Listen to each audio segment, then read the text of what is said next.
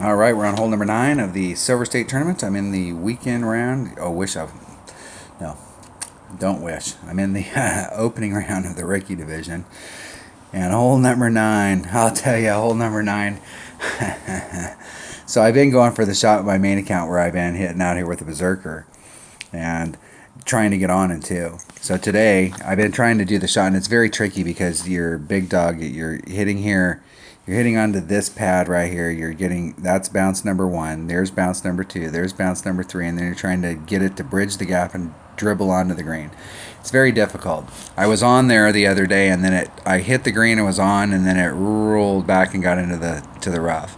So today, and I've tried that shot several times, and it's just very difficult because you're at the end of all these little bounces trying to do it, and your ball guide only goes to like halfway through the sand.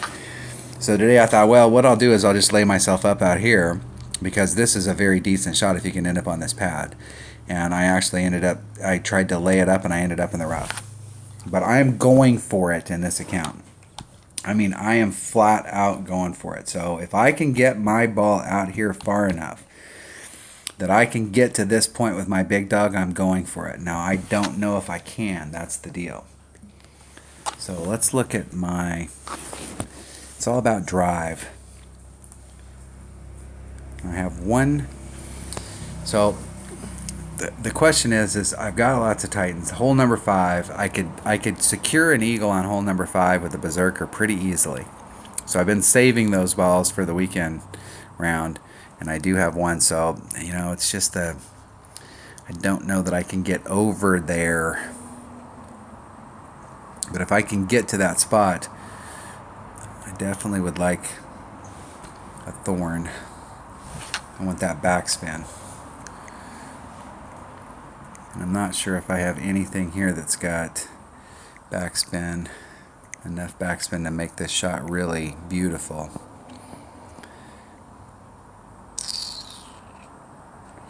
I do have some backspin right there, but I have 0 accuracy in my boomerang.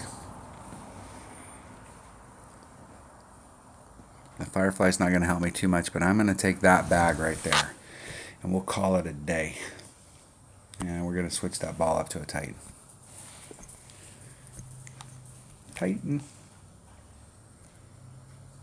I don't think I can get out there far enough to do the deal, but I'm going to go for it. Let's get one rolling and open one up.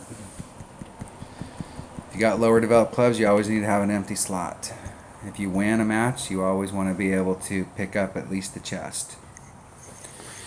You don't get club cards if you don't open up chest. It's just part of the game. It's part of the deal. It's part of the monetary dynamics of any game that you're playing. That's how it works.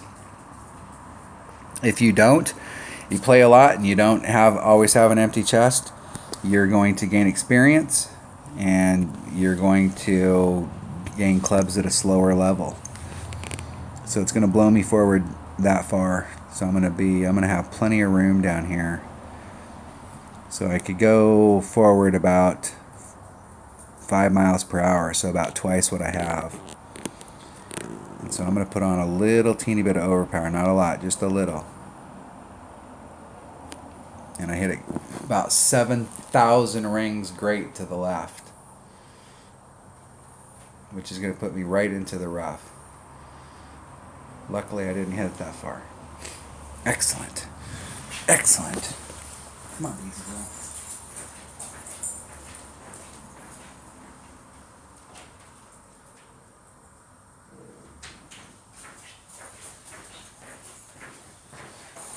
Let my dog in. Alright, I don't think I'm going to be able to get over to that. I think the farthest I'm going to get is going to be in here, so I'm not even going to be able to go for it. If I could eke myself out into that spot, I would go for it.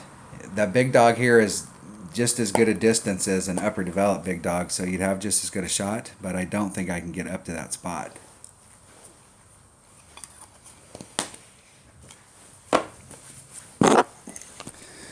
I just don't think I have enough yardage here. Maybe. Oh, yes, I do. So I can get up into that spot right there. Let's see if I have enough. If I use the wind to my advantage and I've got curl on there, I could actually eke myself over to that other side. Thank you, baby. So I'm going to go for it from right there. I'm going to leave the wind in. I'm going to do a max overpower with a bunch of curl. And hit it great to the right. It's probably going to put me in the sand, but see if I can bounce over that. If I wouldn't have hit that great to the right, I'd have ended up on that pad. Oh, so close. So close.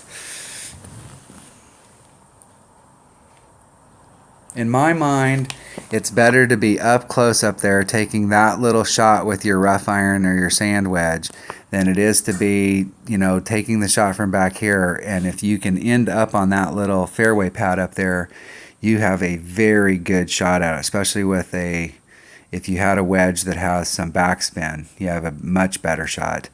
But you have a very decent shot up there.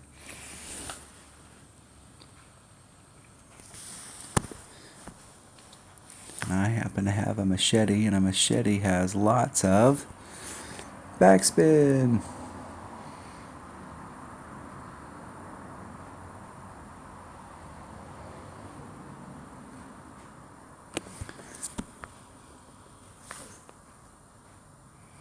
And the wind is going with me.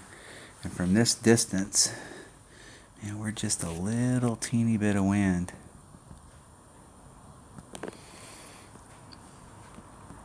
You try and hit it perfect.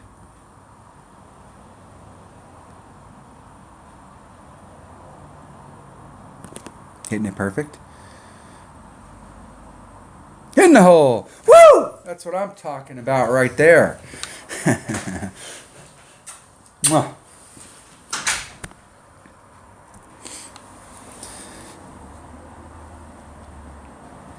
That is what I'm talking about.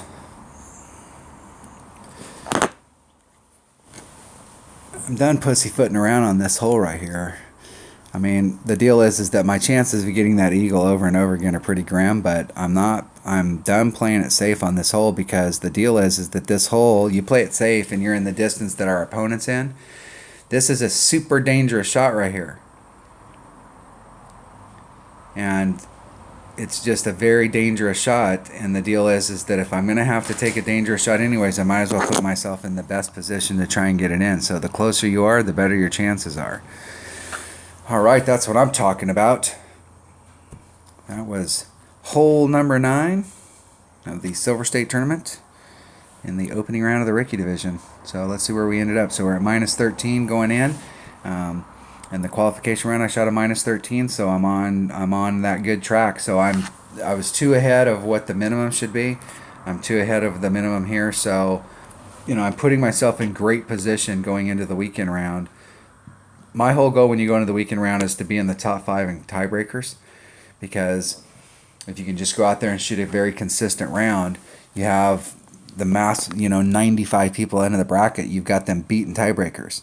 So the only way those people are going to be ahead of you is if they score higher than you. And it's not that they can't score higher than you, but if you ended up with a 23, you have a 95% chance that you're going to be the top 23. You end up with a 22, you have a 95% chance you're going to be the top 22. So you see it all the time in these brackets. Like, look at the 13s right here.